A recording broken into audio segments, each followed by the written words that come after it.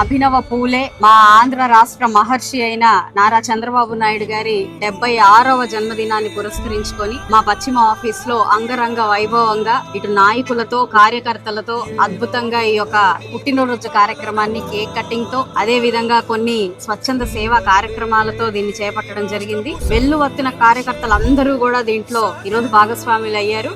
మరి చంద్రబాబు నాయుడు గారు నిజంగా 100 ఏళ్లు జీవించాలి. జనగణ మంగళ నాయకుడా, ఘనమగు చరితల నాయకుడా, పలుతరములు మము పరిపాలించర స్వామికుడా.